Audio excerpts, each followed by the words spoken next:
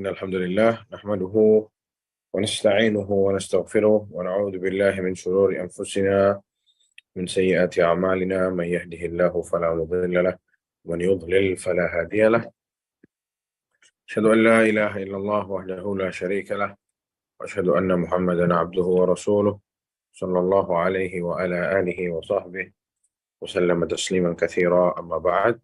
Alhamdulillah, kita panjatkan puja dan puji syukur kita kepada Allah Subhanahu wa taala atas segala limpahan nikmat, rahmat dan karunia-Nya. Alhamdulillah, Allah Subhanahu wa taala mengizinkan kita untuk berjumpa kembali di kajian yang sudah kita jalani di beberapa waktu belakangan ini, ya, mengkaji nasihat-nasihat para ulama, yang mengkaji ayat-ayat Allah dan sunnah-sunnah Rasulullah Shallallahu Alaihi Wasallam, yang menambah diri ini dengan ilmu agama agar semakin dapat mendekatkan diri kepada Allah Subhanahu wa taala dengan benar.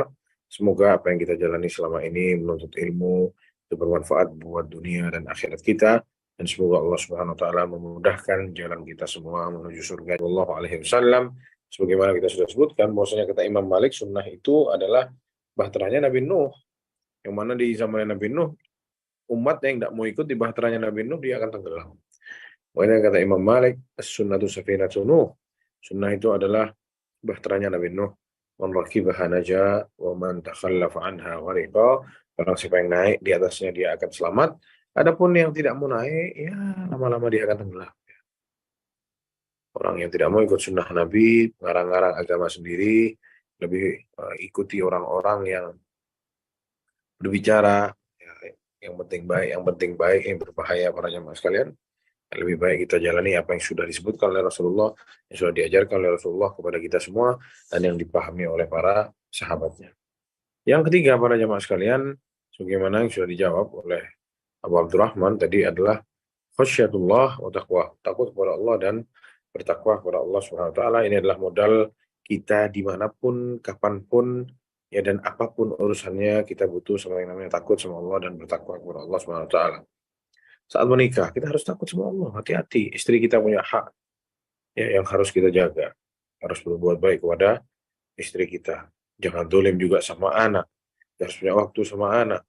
Anak punya hak, ya, anak kita punya hak yang perlu kita tunaikan. Begitu juga yang namanya takwa. Ya, di tempat kerja kita butuh takwa, saat menikah butuh takwa, di rumah butuh takwa.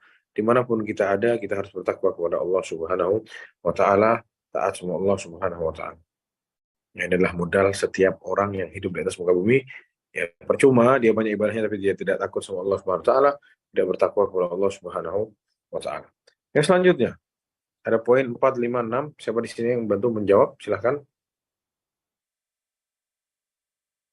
Penyebab keselamatan, poin 4, 5, dan 6.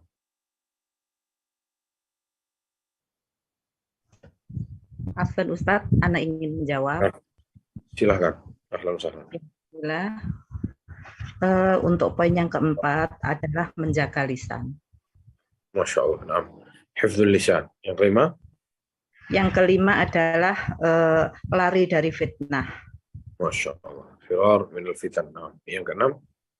Yang keenam adalah memperbanyak doa dan bersandar kepada Allah Azza wa Jalla. Jazakumullah khair. Ya, poin yang keempat tadi adalah hifdzul lisan. Orang mau selamat hidupnya, dia harus pintar-pintar menjaga lisan. Karena Rasulullah Shallallahu Alaihi Wasallam mengatakan, ya, amlik alaika lisanak. Saat ditanya gimana Rasulullah caranya biar selamat, kata Rasulullah, amlik alaika lisanak, jaga, tahan, kuasai lisanmu itu. Dan juga kata Rasulullah, waliyasa'ka baituka, ya, yang betah di rumah, meskipun rumahnya sempit, ya, anggap saja rumahnya itu lebar, biar kamu betah di situ. Wabki ala khati'atik, dan tangisi dosa-dosamu. Ini, ya, jelas kata Rasulullah, amlik alaika lisan. Pegang, jaga, kuasai itu lisanmu, jangan sembarangan berbicara, ya, karena terkadang orang itu diuji oleh Allah karena hasil apa yang dia lontarkan dari lisannya. Kata Rasulullah SAW, atau kata seorang penyair yang dikenal syairnya tentang masalah lisan ini, ya, ihdzar an taqula fatubtala, ya, hati-hati jangan sampai engkau ngomong sesuatu dan engkau akan diuji sama omonganmu itu. Ya, ya. Karena al-bala, ya, innal bala'a muwakkalun bil mantiqi. Maksudnya bala itu ujian datang itu, musibah datang, kadang-kadang ada sangkut pautnya sama lisan kita. Juga Rasulullah SAW mengatakan, barang siapa yang beriman kepada Allah dan hari kiamat, maka apa? Katakan kebaikan atau diam. Masih banyak hadis-hadis yang lain yang sudah kita bahas di pertemuan yang lalu. Yang kelima adalah firaran minal fitan, yang tadi boleh sa'akabaituka di hadis yang kita baca barusan, biar betah di rumah, jangan sering-sering keluar rumah kalau tidak perlu apalagi. Ya, jangan suka-suka nongkrong-nongkrong tuh di pinggir jalan dan lain sebagainya, menghindarkan diri dari fitnah-fitnah. Ya, karena kita tahu kita ini lemah para jemaah sekalian, yang suka meletakkan diri kita di tempat-tempat kubangan-kubangan berbahaya, di tempat-tempat atau di jurang-jurang fitnah yang mungkin kalau sudah datang kita sulit untuk menampik itu. Kita sama Rasulullah suruh sering-sering ada di rumah, jangan sering-sering keluar, dan kita juga dianjurkan untuk sering-sering berdoa meminta kepada Allah agar dijauhkan dari fitnah. Kata Rasulullah, ta'awwadzu billahi minal fitan, mintalah dijauhkan oleh Allah dari fitnah-fitnah. Ma dhahara minha ma batan. Fitnah-fitnah yang kelihatan mata sama yang tidak kelihatan mata, itu yang ada di hati. Jadi fitnah, ujian, jangan sama kita dibuat mainan, dianggap barang-barang mudah, dianggap barang-barang yang tidak berbahaya. Ya, berapa banyak orang-orang yang dulunya sholat di masjid, di sholat pertama, kajian selalu hadir rutin, sekarang sudah menghilang. Bahkan sampai ada yang tidak sholat, bahkan sampai ada yang ragu sama agamanya sendiri. Kenapa? Karena bermain-main sama fitnah. Bermudah-mudahan sama fitnah. Menganggap remeh fitnah. Akhirnya dia terjerumus masuk ke dalam fitnah. Yang selanjutnya, mujibat sadis atau mujibus sadis. Yang keenam adalah perbanyak doa. Ya, maksudnya kita tahu doa itu adalah kunci setiap kebaikan. Orang yang berdoa maka tidak akan pernah kecewa. Orang yang minta kepada Allah, Allah tidak akan pernah kecewakan dia. Kita tahu bahwasanya keselamatan itu hanya dimiliki oleh Allah Subhanahu wa Ta'ala. Makanya kita disuruh meminta kepada zat yang bisa memberikan kita keselamatan. Jangan minta ke yang lain, karena yang bisa menyelamatkan kita itu Allah Subhanahu wa Ta'ala. Dan itu yang dilakukan para nabi-nabi sebelum kita juga. Nabi Nuh alaihissalam berdoa kepada Allah Subhanahu wa Ta'ala. Kata Nabi Nuh, qala rabbi inna qaumi kadzabun. Ya Allah, kaumku sungguh telah mendustakanku. Faftah baini wa bainahum fathan, ya, kasih kami jarak, ya. Wa najini min minal mu'minin, ya. Lepaskan antaraku sama mereka, kata Nabi Nuh, dan selamatkan aku dan siapa-siapa yang beriman kepadaku. Kata Allah, fa'anjainahu wa ma'ahu fil fulkil mashhun. Kami akhirnya selamatkan Nabi Nuh. Kami perintahkan dia buat bahtera, lalu dia naik semua atas bahtera yang menjadi sebab keselamatan dia. Minta sama Allah Subhanahu wa Ta'ala, Allah kasih keselamatan. Begitu juga Nabi Lut alaihissalam doa kepada Allah agar dijauhkan dari kaumnya, diselamatkan dari apa yang dilakukan oleh kaumnya, dan Allah Subhanahu wa Ta'ala selamatkan. Itu juga Nabi Yunus alaihissalam ditelan sama ikan besar, sama ikan paus. Ya, dia berdoa kepada Allah di tengah kegelapan yang ada 3 lapis. Kegelapan perutnya ikan, kegelapan laut, dan juga kegelapan malam. Menjadi satu. Seperti apa gelapnya di sana. Namun Allah Maha melihat, Allah Maha mendengar. Dia doa kepada Allah SWT. Fanada fi dzulumat. Dia mengangkat tangan yang berdoa kepada Allah di dalam kegelapan yang berlapis-lapis. Alla ilaha illa anta subhanaka inni kuntu minadh dhalimin. Yang kata dia, la ilaha illa anta, sungguh tidak ada Tuhan yang berhak disembah melainkan Engkau ya Allah, Maha suci Engkau ya Allah, inni kuntu, sungguh aku ya sudah menjadi orang-orang yang zalim, aku salah ya Allah. Zikir yang banyak kepada Allah Subhanahu wa taala. Kata Allah, fastajabna lahu wa najjaynahu minal gham, kami terima doanya dan kami selamatkan dia dari ini semua.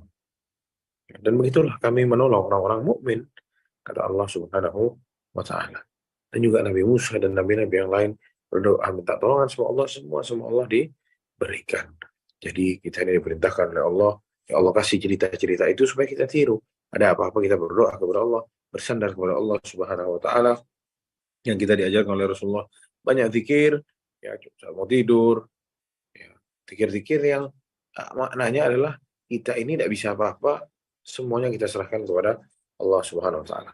Kata Rasulullah, idza ataita marja'aka, kalau kamu datang kepada tempat tidurmu, ambil wudhu, kata Rasulullah, sebagaimana kamu sholat, lalu tidur miring ke sebelah kanan, lalu katakan Allahumma aslamtu wajhi ilaik, Allah serahkan Ya wajahku ini hanya untuk kepadamu, fawwatu amri ilaik, aku serahkan semua perkara-perkaraku kepadamu, walja'tu dhahri ilaik, dan aku sandarkan bukuku ini hanya kepadamu, raghbatan wa rahbatan ilaik, ya berharap dan aku takut kepadamu ya Allah, karena sungguh tidak ada yang pantas untuk disandarkan ya perkara-perkara ini illa kecuali hanya kepadamu.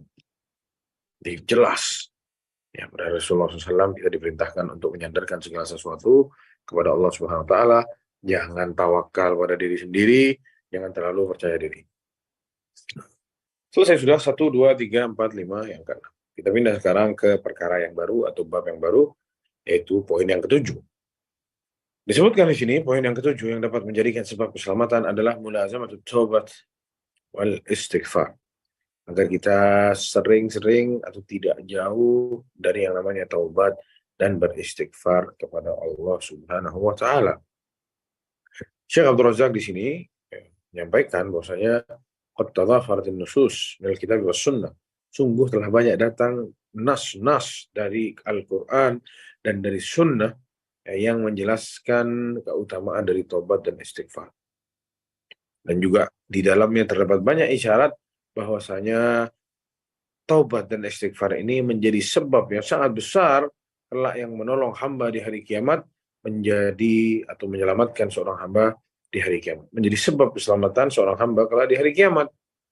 Sebagaimana dikatakan oleh seorang sahabat Ali bin Abi Thalib, ya, lihat para jemaah, luar biasa. Kita lihat ini perlu ditulis sama kata-kata emas. Katanya Ali bin Abi Thalib, ajibtu liman yahliku wan najatu ma'ahu. Lihat, aku ini bingung. Ya, takjub, bingung Ali bin Abi Thalib. Ada orang yang masih binasa, padahal keselamatan itu sebenarnya ada di tangannya. Padahal kunci buka pintu keselamatan itu ada di tangannya. Tapi kenapa dia masih binasa? Ali bin Abi Thalib bingung. Qila wa ma hiya, dikatakan, ada yang tanya, apa itu? Gimana maksudnya? Faqala al-istighfar. Apa itu istighfar? Istighfar ini gampang, dia tinggal nyebut. Tapi kenapa kok masih bisa binasa kamu? Kenapa kamu kok hancurlah di hadapan Allah? Padahal kamu gampang. Astaghfirullahaladzim, alladzi la ilaha illa huwal hayyul qayyum wa atubu ilaih. Bisa dia ngomong seperti itu. Atau astagfirullah, astagfirullah. Ya bisa. Tapi kenapa kok masih binasa? Jadi semudah itu, kata Ali bin Abi Thalib. Subhanallah. Makanya juga di hadis yang kita baca tadi, ya jaga lisanmu, kata Rasulullah, dan betah di rumah. Dan yang ketiga, oke, ala khati'at. Pikir tuh dosa-dosanya. Ya. Tangisi dosa-dosamu itu. Ya. Oke, ala khati'at, kata Syekh di sini, isyaratun, di sini ada isyarat bahwasanya orang yang menangisi dosanya itu berarti dia bertobat kepada Allah Subhanahu wa taala, beristighfar kepada Allah Subhanahu wa taala dari seluruh dosa-dosa yang dia sudah buat, dia tangisi itu, dia sesali itu, ya. Itu namanya bertobat kepada Allah, dan juga dia agar meminta ampun kepada Allah Subhanahu wa taala. Para jemaah yang Allah Subhanahu wa taala, kata Rasulullah SAW, untuk kata Syekh di sini, wa lihada kana min doain Nabi SAW, maka dari itu dahulu Rasulullah SAW kalau sujud beliau sering membaca doa Allahumma ghafirli dzambi kullahu, ya Allah, Allahumma ghafirli dzambi kullahu, ya Allah, ampuni dosa-dosaku semuanya ya Allah, diqqahu wa jillahu, ya, yang kecil-kecil atau yang perintil-perintil dan yang besar-besar, wa awalahu wa akhirahu, yang awal-awal dulu dan yang terakhir-terakhir, wa alaniyatuhu wa sirrahu, dan yang terang-terangan atau yang sembunyi-sembunyi. Sering Rasulullah ulang-ulang doa ini saat sujudnya, Allahumma ghafirli dzambi kullahu diqqahu wa jillahu wa awalahu wa akhirahu wa alaniyatahu wa sirrahu. Fa'idha tabal abdu ila rabbih taubatan shadiqah. Kata Syekh di sini, jika seorang hamba tobat kepada Allah Subhanahu wa taala dengan tobat yang jujur. Seperti apa tobat yang jujur? Apa syaratnya tobat nasuha? Siapa yang tahu? Bisa angkat tangan, membantu jawab di sini. Apa syaratnya taubatan nasuha? Saat seseorang dikatakan tobat nasuha, ada persyaratan. Silakan Ummu Firly. Nah, silakan. Ya, bismillah. Satu adalah berhenti. Yang kedua adalah menyesal. Ya. Ya, yang kedua? Yang kedua adalah menyesal. Yang ketiga adalah berazam untuk tidak mengulangi lagi. Yang keempat, yang keempat adalah minta dihalalkan jika satu di antara mereka ada yang memakai haknya, seperti itu. Ustaz, barakallahu fiik. Jadi betul yang dikatakan oleh Muazzam barusan atau Mufidli ya. Yang pertama adalah meninggalkan dosanya. Lepaslah dosanya, jangan diulang lagi. Yang ketiga adalah menyesali dosa tersebut. Yang ketiga bertekad untuk tidak kembali. Dan yang keempat ini tambahan, jika dosanya berkaitan dengan Ibnu Adam, ya, berkaitan dengan manusia lain, maka dia harus minta maaf untuk dihalalkan. Ya, kalau dia tidak dihalalkan, dia harus ganti. Ya, dia harus bayar haknya yang sudah dia ambil. Jadi ya, disebutkan di sini bil iqla' anidz dzunubi jami'iha. Dia harus berlepas diri dari dosa seluruhnya. Wan nadam ala fi'li, dan dia harus menyesali perbuatannya. Wal azm ala adamil audati ilaiha, dan bertekad untuk tidak kembali kepadanya. Wa aktsar minal istighfar, ya, wa aktsar minal istighfar lillahi subhanahu wa ta'ala. Wa aktsara minal istighfar, dan dia memperbanyak dirinya dengan istighfar kepada Allah subhanahu wa ta'ala. Fa innallaha sayunajjihi fid dunya wal akhirah, dan ingat Allah sungguh akan menyelamatkan dia di dunia dan di akhirat. Gampang para jamaah. Ya, tinggalkan dosanya, banyak-banyak istighfar kepada Allah Subhanahu wa taala, dan tutup kasusnya. Sudah, tidak usah diungkit-ungkit lagi, tidak usah dibangga-banggakan lagi. Oh dulu saya begini, oh dulu saya begitu. Tidak usah.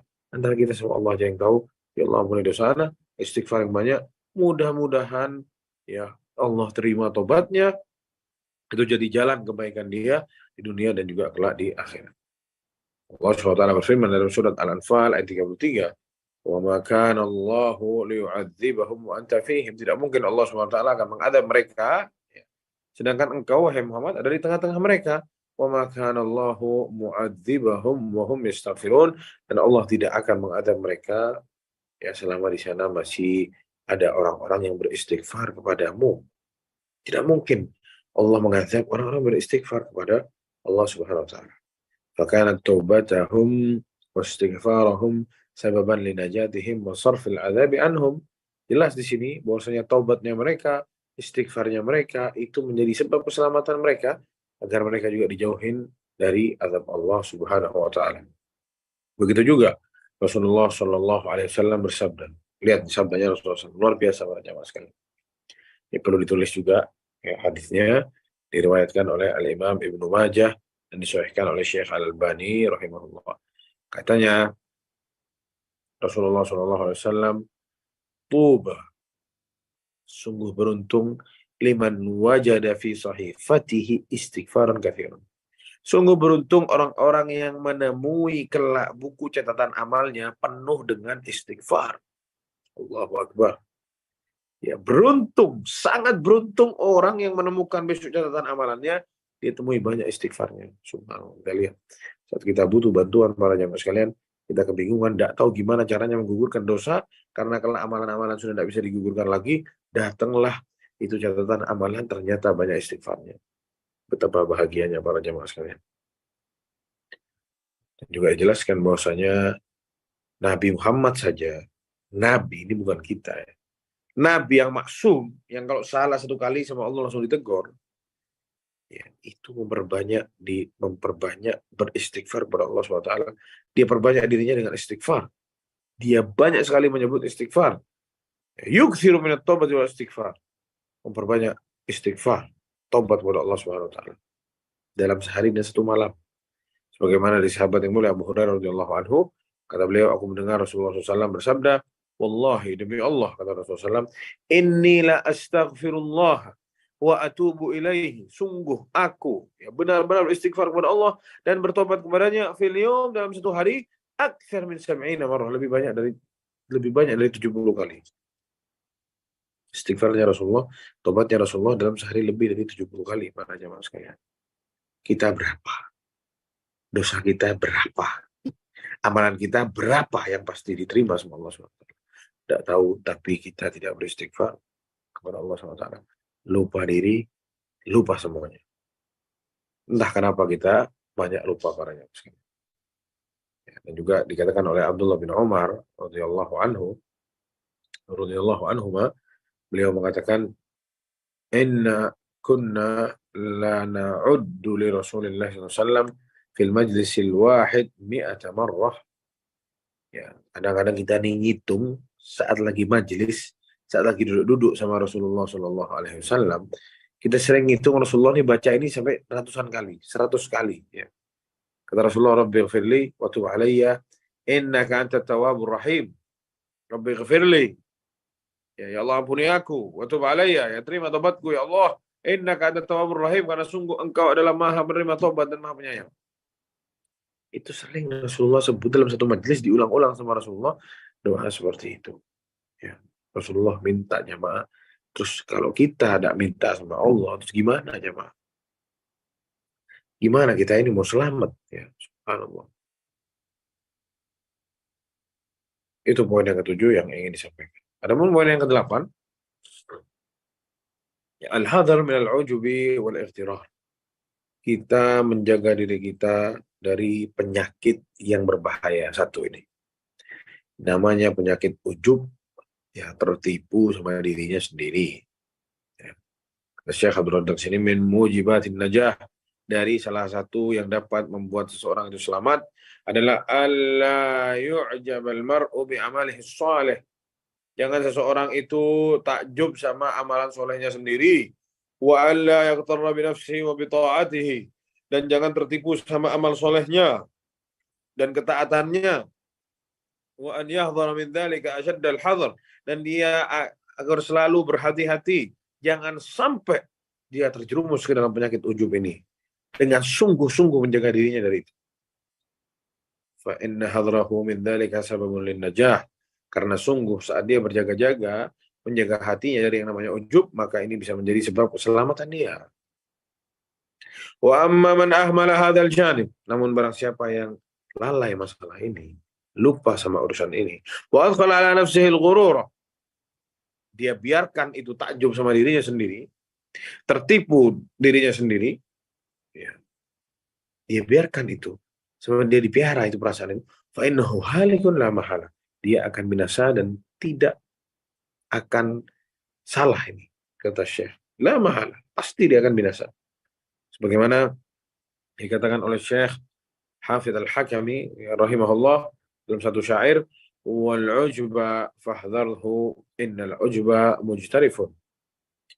Ujub itu, ya, hati-hati, jauhkan dirimu dari ujub itu. Kenapa? Karena ujub itu dapat, ya, menjerumuskan seseorang atau dapat menjerumuskan. Menjerumuskan apa? A'mala sahibihi, menjerumuskan atau merusak amalan-amalan pelakunya. Sudah beramal soleh, sudah benar, tapi ujub. Ini bisa dijerumuskan amalan-amalan tersebut fi sailihil arami. Bisa menjerumuskan atau menghanyutkan, ya lebih pasnya. Ujub itu dapat menghanyutkan amalan seseorang di arus yang sangat besar. Kayak ada amalan, antum taruh, tak lagi banjir datang, disapu sama banjir, hanyut semua, habis tidak ada sisanya. Itu bahayanya ujub. Ya, faminan nas man takunu indahu amalun shalihat. Banyak orang-orang punya amal-amal soleh luar biasa, naik haji, umroh, sedekah, kurban dan lain sebagainya, wa ta'atul mutanawwi'at, ketaatan-ketaatan yang bermacam-macam. Fayadkhulu alaihi syai'un minal ghururi wal ujub. Tapi masuk di hatinya ujub, al-ghurur, ya, ketipu dia, bangga-bangga sama dirinya sendiri. Wa yarkanu ila amalihi, dan terlalu percaya diri sama amalannya. Amalan saya sudah banyak, amalan saya sudah bagus, ya sudah, insya Allah masuk surga dan lain sebagainya. Fayahlaku bidzalik atau fayahliku bidzalik, dan dia binasa gara-gara itu semua. Wa yahbatu amaluhu kulluh, dan amalannya semuanya hangus, gugur amalannya. Maka wajib bagi setiap manusia untuk meletakkan dalam dirinya, saya ini kurang, saya ini kurang, saya ini kurang. Bukan lebih, tapi kurang, muqassirun. Jangan terlalu percaya diri. Tidak ada cerita percaya diri dalam agama Islam, tidak ada. Dalam agama Islam tidak ada ceritanya percaya diri urusan amalan-amalan ini, tidak boleh. Dia harus selalu merasa kurang, merasa masih banyak salah. Wa annahu mahma balagha fi amalihi, dan walaupun sudah dahsyat apa dia beramal, falan yuaddi syakra ni'amillahi alaihi. Dia tidak akan pernah bisa, ya, balas apa yang sudah Allah beri kepada dia. Tidak bisa atau masih belum bisa dikatakan bersyukur atas nikmat Allah yang Allah berikan kepada dia. Ya. Sebagaimana Rasulullah SAW bersabda, la yudkhila ahadan amaluhul jannah. Tidak ada orang yang masuk surga itu karena amalannya. Dengan kata lain, amalan seseorang, siapapun itu tidak akan ada yang bisa membuat dia masuk surga. Jadi masuk surga ini bukan dengan amalan dia. Kalau wala anta ya Rasulullah. Ya Rasulullah, meskipun engkau juga sama ya Rasulullah, amalanmu tidak bisa memasukkanmu dalam surga. La, wala ana, kata Rasulullah. Iya, wala ana. Ana tidak bisa juga, kata Rasulullah. Illa ayataghammadani Allahu bifadli wa rahmat. Kecuali Allah memberi kepadaku keutamaan dan rahmat. Ya, Allah sudah turunkan rahmat kepadaku. Maksudnya Rasulullah masuk surga itu dengan rahmat Allah Subhanahu wa ta'ala, bukan dengan amalan kita. Jadi jangan terlalu percaya diri sama amalan kita. Wa kana dzalikal hal fi khiyari hadhihi al-ummah, as-sahabah wa man ba'dahum. Ya, ini para sahabat, para jamaah sekalian tanya sama Rasulullah. Tidak ada amalannya sahabat yang bisa masukkan amalan dia sendiri itu ke surga. Tidak cukup amalannya kalau mau masuk ke surga. Ini Rasulullah bilang di hadapannya para sahabat. Ada Abu Bakar Siddiq di sana. Gimana amalannya Abu Bakar Siddiq? Ya, apa yang tidak dikerjakan sama Abu Bakar? Jelas-jelas kata Abu Bakar Siddiq, saya tidak pernah meninggalkan satu amalan yang sama Rasulullah diajarkan, ya, sama sekali dalam hidupnya. Tidak pernah saya tinggalkan apapun itu yang sama Rasulullah dikerjain, anak kerjain semuanya tanpa terkecuali. Ini sudah jelas, ini sunnah, ini anjuran dari Rasulullah, semua anak kerjain. Karena kata Abu Bakar, kalau saya tinggalkan, aku takut. Kalau aku tinggalkan, aku takut tersesat. Ya, jadi datang juga di sini di sahabat yang mulia Abi Mulaika rahimahullah, wa huwa min ulama tabi'in, atau bukan seorang sahabat ya. Abu Mulaika rahimahullah, seorang ulama tabi'in, kata beliau, adraktu 30 min ashabin Nabi SAW. Aku temui 30 dari sahabatnya Rasulullah SAW, kulluhum yakhafun nifaq ala nafsihi. Semuanya takut kemunafikan ada pada dirinya. Sahabat Nabi ada 30 orang lebih yang anak tahu, katanya Abi Mulaika, dia merasa dirinya munafik. Takut kepada kemunafikan. Jangan-jangan anak munafik. Sahabatnya Nabi SAW. Ya. Bahkan Abu Bakar As-Siddiq, ya, dikatakan Siddiq hadhil ummah. Ya. Seorang Siddiq di umat ini. Wa khairun nas ba'dal anbiya, sebaik-baik manusia setelah para nabi dan rasul. Lamma sa'ala Nabi SAW an yu'allimahu du'aan yad'ullah bihi fi salatihi, atau yad'ullah bihi fi salatihi, allamahu Nabi SAW an yaqul. Rasulullah SAW mengajarkan dia. Jadi Abu Bakar ditanya sama Rasulullah satu doa, gimana caranya saya doa Allah Subhanahu wa taala dalam salatnya. Dan Rasulullah ajarkan Abu Bakar, Allahumma inni dhalamtu nafsi dzulman katsira. Ya Allah, sungguh aku telah mendolimi diriku ini dengan dolim yang sangat banyak. Wala yaghfiru dzunuba illa anta. Dan tidak ada yang bisa mengampuni dosaku kecuali Engkau ya Allah. Faghfirli maghfiratan min 'indik. Ampuni aku ya Allah dengan ampunan dari sisimu. Warhamni innaka antal ghafurur rahim. Dan sayangi aku ya Allah, kasihi aku ini karena sungguh Engkau Maha Pengampun dan Maha Penyayang. Lalu gimana kabarnya kita para jamaah? Kalau Abu Bakar tanya sama Rasul doanya apa? Sama Abu Bakar dibaca.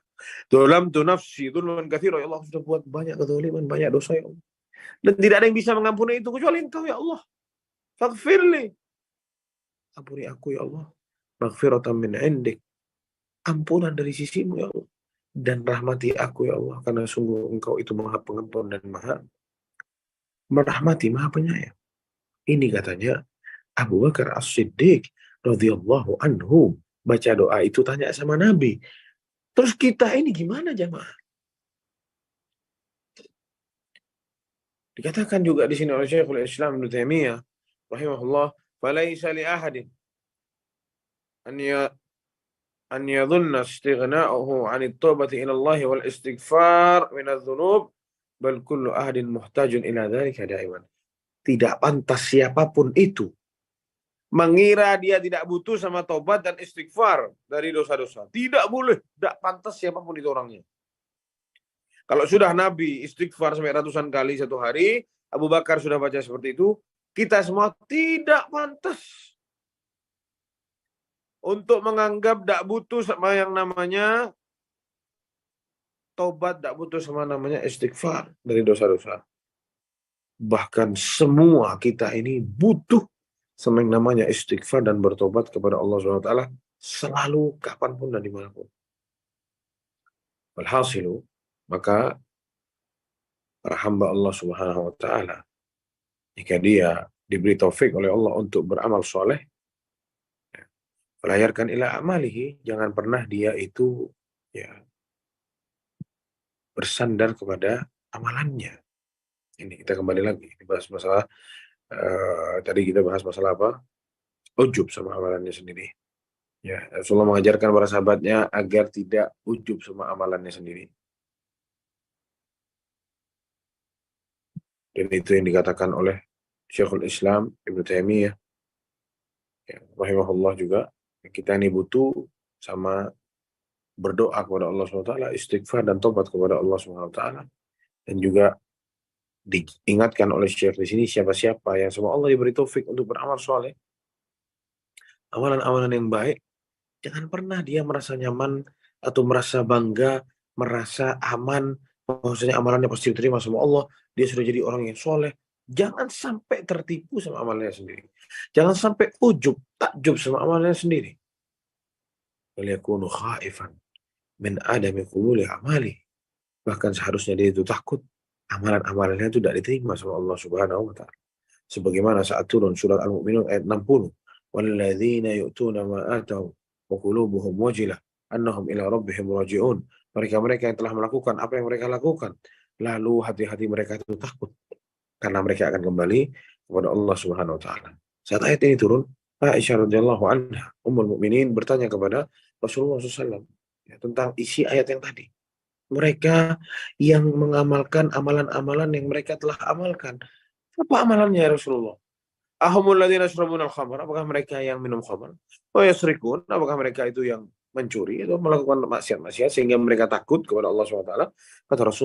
Kata Rasulullah ya binti Siddiq, tidak wahai anaknya Abu Bakar Siddiq. Bukan. Yang dimaksud di ayat tadi, walakinnahum alladzina yasumun, mereka adalah orang-orang yang puasa. Wa yusallun, mereka adalah orang-orang yang sholat. Wa yatasaddaqun, mereka orang-orang yang bersedekah. Wa hum yakhafuna, dan mereka takut alla yuqbala minhum. Mereka takut amalannya tidak diterima oleh Allah Subhanahu wa Ta'ala. Jadi sangat jelas para jemaah sekalian. Kita ini dilarang untuk ujub sama amalan kita sendiri. Kita dilarang untuk terlalu percaya diri sama apa yang sudah kita buat, karena dosa yang kita buat sudah pasti tercatat, tapi amalan yang kita buat belum tentu diterima oleh Allah Subhanahu wa Ta'ala. Dan ingat, kata Rasulullah, kita masuk surga itu bukan karena amalan kita, tapi karena rahmat Allah Subhanahu wa Ta'ala. Jadi jangan terlalu kita ujub bangga sama amalan kita. Tugas kita bersandar kepada Allah, doa kepada Allah, minta kepada Allah. Jangan sampai tertipu sama amalan yang membuat kita lupa untuk minta dan berdoa kepada Allah Subhanahu wa Ta'ala. Yang selanjutnya para jamaah sekalian, poin yang ke-9 adalah tadzakurul hisab wal wuquf baina yadayillah. Jadi salah satu sebab keselamatan seseorang saat seseorang itu selalu mengingat bahwasanya kelak dia akan berdiri di hadapan Allah dan semuanya akan dihisab di hadapan Allah Subhanahu wa Ta'ala. Semua amalannya besar kecil, ingat lupa, semua akan didatangkan, semua ada catatannya, semua akan dikasih tahu ke kita dan akan dimintai pertanggungjawaban. Na'udzubillah min dzalik. Orang-orang yang mengingat hari yang sangat besar itu, yang mana semua manusia akan berdiri di hadapan Allah Subhanahu wa Ta'ala, akan dibalas seluruh amalannya, akan dihitung semua amalannya, akan ditimbang semua amalannya, wala yamliku ahadun li ahadin najat. Tidak ada orang yang bisa menyelamatkan seseorang yang lain. Menyelamatkan diri sendirinya pun kelak tidak bisa. Tidak bisa membawa manfaat untuk dirinya dan untuk orang lain, dan tidak bisa bermudarat juga untuk dirinya dan orang lain. Semua perkaranya di tangan Allah Subhanahu wa Ta'ala hari kiamat kelak. Ya. Dalam surat Al-Infitar dari ayat 17 sampai ayat 19, wa ma adraka ma yaumuddin, tahukah kamu ada apa kelak di hari kiamat? Tsumma ma adraka ma yaumuddin, sekali lagi, apakah engkau tahu ada apa di hari kiamat? Yauma la tamliku nafsun li nafsin syai'a, hari di mana orang lain tidak bisa membantu orang lain, tidak bisa ngatur orang lain, tidak bisa berbuat apa-apa. Wal amru yauma idzin lillah, dan perkaranya kelak itu hanya milik Allah Subhanahu wa taala. Sehebat apa di atas muka bumi ini, sehebat apa, sebanyak apa uangnya, sebanyak apa kawannya, kelak tidak ada yang bisa bantu. Hartanya tidak ada gunanya lagi, semuanya habis, semuanya sama di hadapan Allah, semua perkara hanya milik Allah Subhanahu wa taala. Kata Syekh di sini, fal mu'minu, maka seorang mukmin, idza tadzakkara dzalika al-yawm wa ahwalahu wa syada'idahu awratha dzalika indahu khaufan wa isti'dadan li akhiratihi, itu akan mewarisi rasa takut. Kalau dia ingetin itu dahsyatnya kelak di hari kiamat, itu akan mewarisi pada dirinya rasa takut dan siap-siap untuk akhirat dan menempuh sebab-sebab yang bisa menjadikan dia selamat kelak di akhirat dan menang kelak di akhirat. Ini manfaatnya mengingat kepada akhirat. Kelak akan dihisab sama Allah, akan dipertanggungjawabkan, semua dibongkar skandal-skandalnya, dibongkar semuanya sama Allah SWT, tidak ada yang tersembunyi. Kalau orang selalu mendatangkan ini dalam hidupnya, disebutkan oleh Syekh di sini, maka ini akan menjadikan dia sebab selamat kelak di hadapan Allah Subhanahu wa taala. Ini akan menjadi sebab dia menang di akhirat kelak. Oleh hada, maka dari itu Allah Subhanahu wa taala menjelaskan bahwasanya orang-orang yang selamat kelak di akhirat, mereka adalah orang-orang yang selalu mendatangkan dalam dirinya, memikirkan dalam dirinya itu saat mereka hidup di atas muka bumi ini, memikirkan al-hisab, kalau amalannya akan dihisab oleh Allah, akan dibalas semuanya. Ya, dan itu menjadi sebab keselamatan dia. Allah ceritakan dalam Al-Quran surat Al-Haqqah ayat 19-20. Fa'amma man utiya kitabahu biyaminihi. Adapun orang-orang yang selamat, yang sama Allah ditaruh buku rapotnya, diletakkan di tangan kanannya, fayaqulu ha'um iqra'u kitabiyah. Mereka mengatakan, ha'u ini, iqra'u kitabiyah. Baca buku ana ini, ya. Dia senang baca buku rapotnya. Inni dhanantu anni mulakin hisabiyah. Ya, kata dia, aku menyangka aku ini akan dihadap sama Allah Subhanahu wa taala. Kita lihat. Ya. Tidak percaya diri. Aku merasa mungkin Anda dihadap sama Allah Subhanahu wa taala. Membuat dia diselamatkan sama Allah Subhanahu wa taala. Dan juga Allah SWT berfirman dalam surat At-Tur ayat 25-28, wa aqbala ba'dhum 'ala ba'dhi yatasaalun, mereka nanti itu akan bertanya satu dengan yang lain, ya, di surga, ya. Kenapa kok kamu apa amalannya kok bisa masuk surga? Saling tanya satu dengan yang lain. Qalu inna kunna qablu fi ahlina musyfiqin. Dulu kami saat masih hidup di kalangan keluarga kami itu selalu takut kepada Allah SWT. Takut, mikir hal-hal yang mengerikan nanti di hari kiamat. Famanallahu alaina wa qana adzabas samum. Akhirnya Allah kasih kepada kita, karuniakan kepada kita, ya, ini semua surga. Dan Allah jauhkan kita dari azab api neraka. Inna kunna min qabli nad'uh, atau min qablu nad'uh. Dahulu kami hanya menyembah Allah semata. Ya, innahu wal barur rahim. Allah SWT maha baik dan maha penyayang. Jelas di ayat ini kasih tahu. Dulu kita takut sama Allah, takut sama hari kiamat, takut sama al-hisab. Kami selalu datangkan itu dalam diri kita. Akhirnya kami diselamatkan sama Allah dari api neraka. Dan dahulu kami hanya menyembah Allah saja. Ya, ini yang membuat kita sama Allah SWT dimasukkan ke surga. Man alima annahu sayaqifu baina yadayillah, maka kata Syekh, barang siapa yang sudah tahu sekarang dirinya akan berdiri di hadapan Allah SWT, wa annallaha sa'iluhu an a'malih, Allah akan tanya semua amalan-amalannya, fayambaghi lahul isti'dad li dzalikal yawm, maka dia harus siapkan hari ini. Wa liyu'idda li mas'alatin jawaban, dia harus siapkan jawabannya semua yang sudah dia buat. Waliyahris an yakuna al-jawabu shawaban, dan pastikan jawabannya benar. Jangan sampai salah-salah jawabnya di hadapan Allah Subhanahu wa taala. Ya, makanya katanya seorang Ibrahim ibn Adham kepada muridnya, nasihat emas dari seorang Ibrahim bin Adham, ya, seorang ulama besar di zamannya. Udhkur ma anta sha'irun ilaihi haqqa dhikrihi wa tafakkar fima madha min umurika.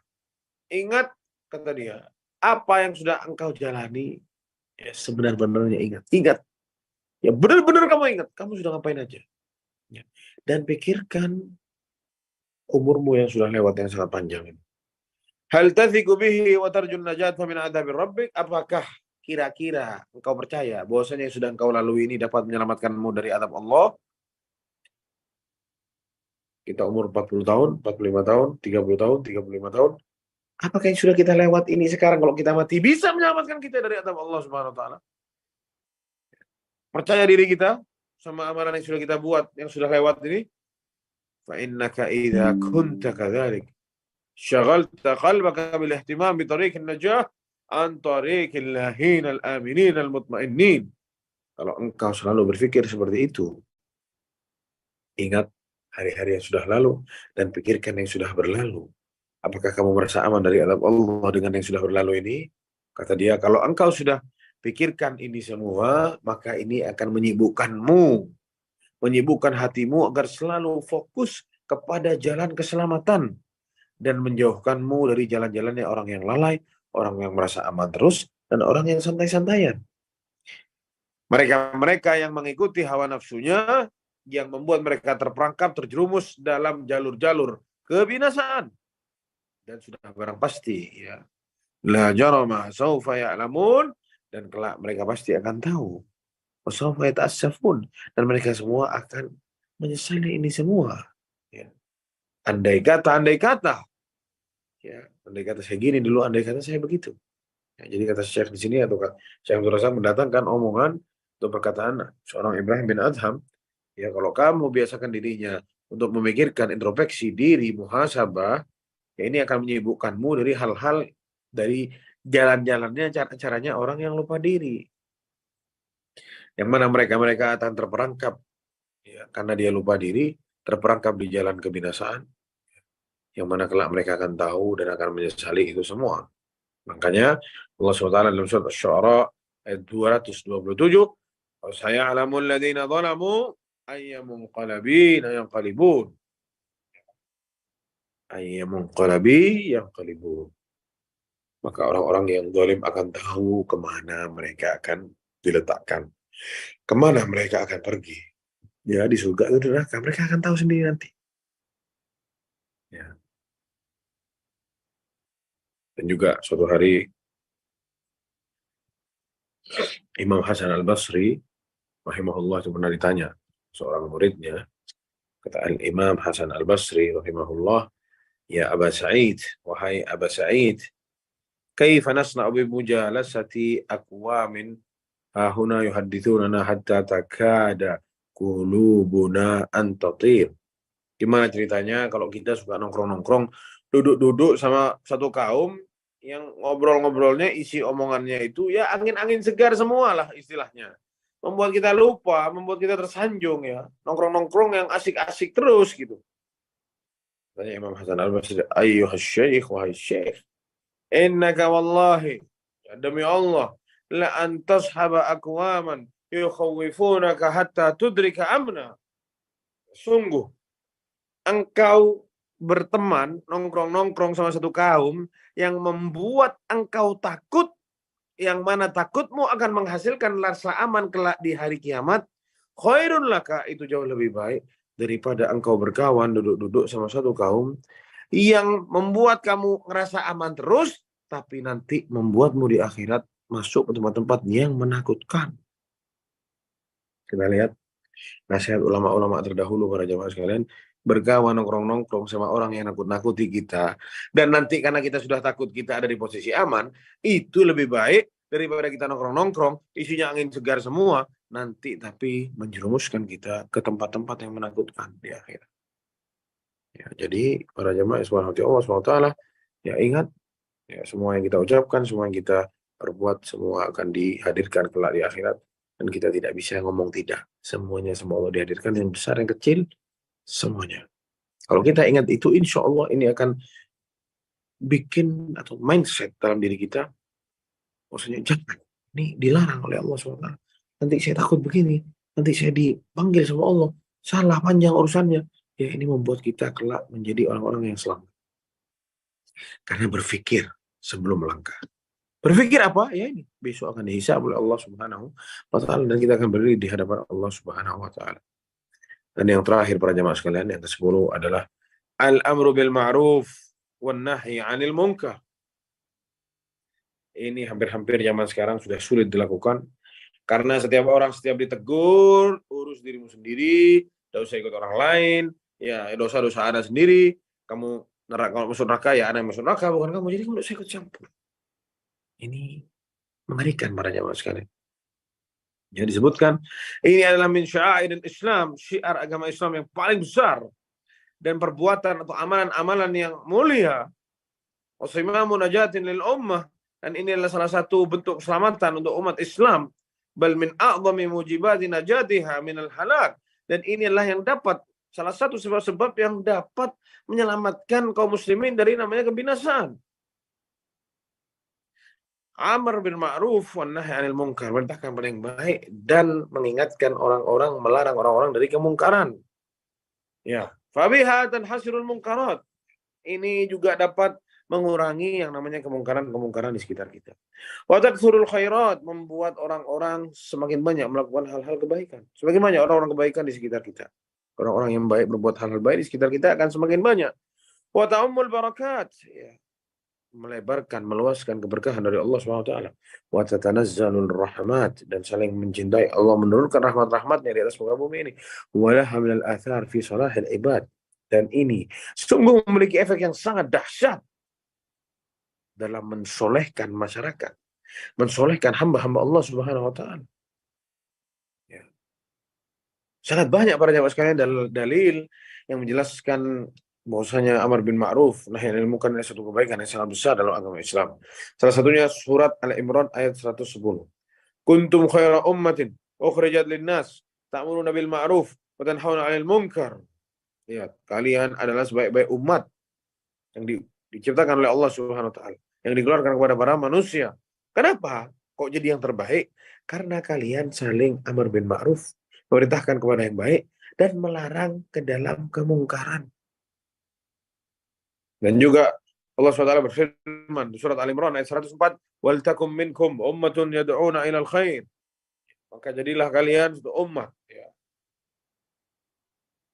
Ummatun, satu umat yang mengajak orang-orang kepada kebaikan, ya. Memerintahkan kepada yang ma'ruf dan melarang kepada yang mungkar. Kata Allah SWT. Wa ulaika humul muflihun, dan mereka lah orang-orang yang akan sejahtera. Ya. Amar bin ma'ruf nahi anil munkar. Kata Allah SWT, sebaik-baik umat.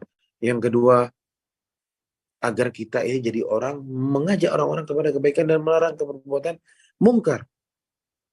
Dan Allah SWT berfirman, al-mu'minun wal-mu'minatu ba'duhum awliya'u ba'd. Ya, mukminun dan mukminat, ya, satu dengan yang lain itu saling mencintai. Ya'muruna bil ma'ruf wa yanhauna 'anil munkar. Dari sifat mukmin dan mukminat itu memerintahkan yang ma'ruf dan melarang yang mungkar. Ya.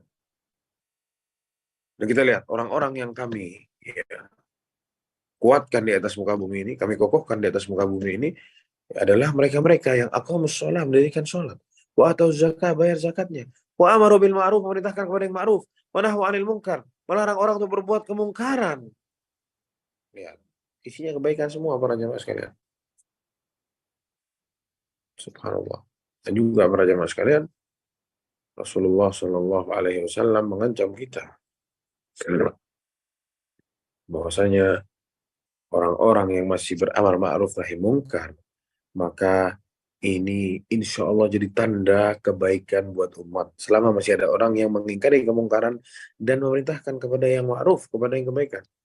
Tapi orang-orang kalau sudah meninggalkan ini, maka manusia berada di bahaya yang sangat besar.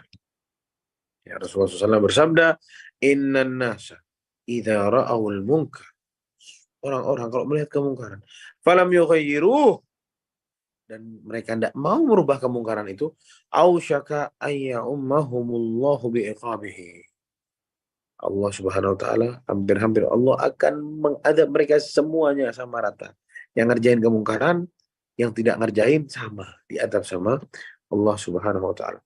Maka kita setiap muslim agar selalu, ya, mencoba diri kita untuk terus ingkarul munkar sebisa kita. Kata Rasulullah SAW, man ra'a minkum munkaran falyughayyirhu biyadihi. Barang siapa yang bisa merubah kemungkaran, rubah dengan tangannya. Bapak di rumah, abang ke adik-adiknya, istri ke pembantunya atau ke anak-anaknya, orang tua sama anak-anaknya, atau Pak RT di kampungnya, dan seterusnya. Yang bisa merubah kemungkaran dengan tangannya, pakai powernya untuk merubah kemungkaran. Falyughayyirhu biyadihi. Fa in lam yastati' fa bilisanihi. Kalau tidak bisa, pakai lisannya. Nasihati seperti ke teman, misalkan. Nggak mungkin kita pakai tangan besi sama teman, main tarik, main hajar. Nggak bisa, nyamah. Ya, kita pakai lisan kita, nasihati baik-baik. Kalaupun masih tidak bisa, fa biqalbihi wa dzalika adhaful iman. Kalau tidak bisa, pakai hatinya. Dan itulah lemah-lemah keimanan. Dan orang, para jamaah sekalian, kalau lihat kemungkaran, hatinya tidak marah, hatinya tidak sedih, itu masalah besar dalam hatinya. Kalau orang mau mengingkari kemungkaran pakai tangan, dia tidak bisa, mungkin bisa dilarang sama orang, bisa dilarang sama ibunya, bisa dilarang sama bapaknya, atau dilarang sama pihak berwajib misalkan. Kalau pakai lisan juga mungkin dilarang, jangan, tidak usah komentar dan lain sebagainya. Tapi kalau pakai hati, siapa yang bisa larang? Jadi orang yang tidak bisa mengingkari kemungkaran bahkan dengan hatinya pun dia tidak bisa, ini sudah parah sekali. Ya. Maka para jamaah Allah Subhanahu wa taala, kita juga harus hati-hati. Ya, jangan seperti orang-orang yang tersesat. Ya. Cara-caranya ahlul batil. Ingkar mungkar ini juga ada cara-caranya, ada adab-adabnya, ada kaidah-kaidahnya yang datang dari Al-Quran dan Sunnah. Jangan sembarangan kita berbicara, lihat kemungkaran dilakukan sama pemimpin, sama kita dihantam bawa pedang, mau disuruh turun pemimpinnya dan lain sebagainya. Ya, mau jelek-jelekkan orang di media sosial.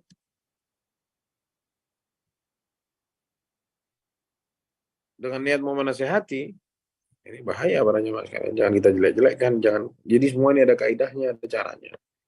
Ya, tidak semuanya bisa dihajar pakai tangan, tidak semua bisa dihajar sama lisan, tidak semuanya bisa semau-mau kita menasihati, mengingkari kemungkaran terang-terangan. Ya.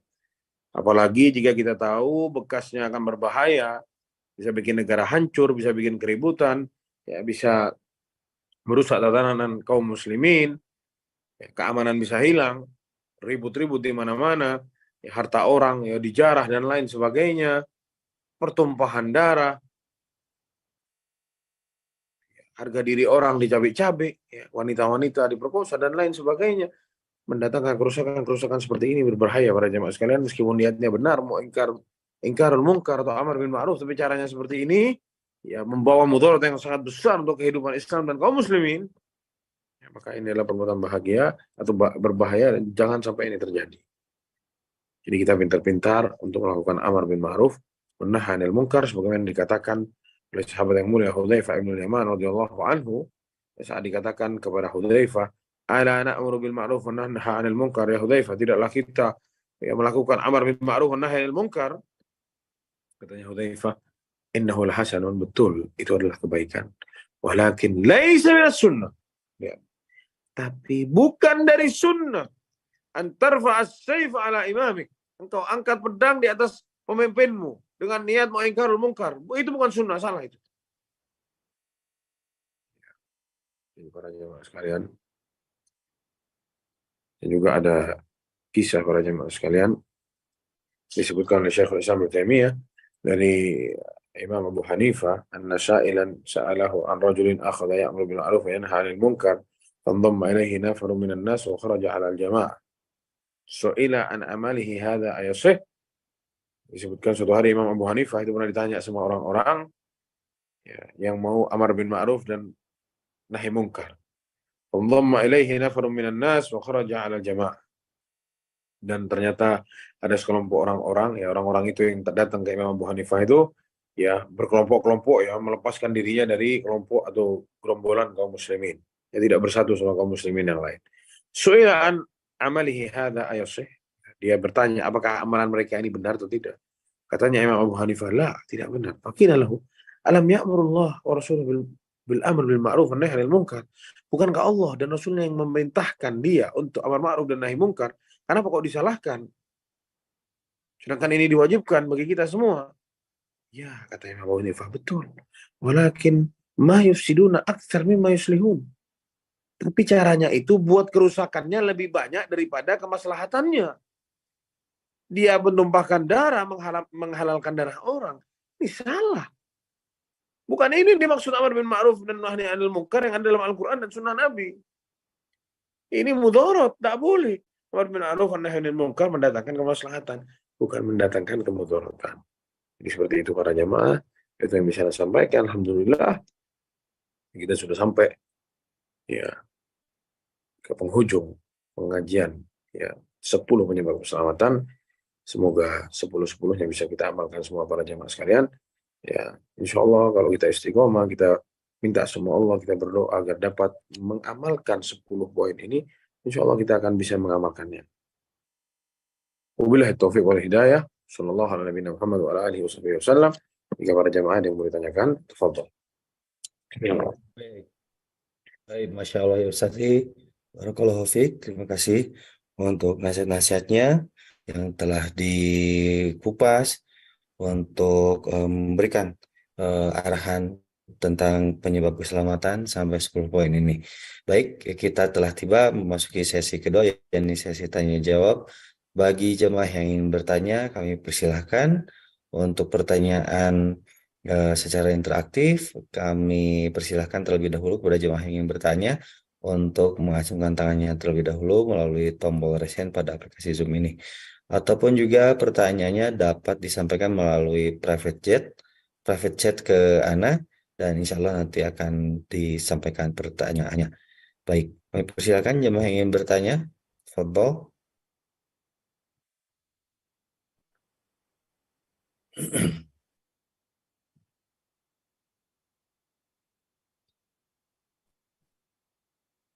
Fadhol, Bu Abdurrahman.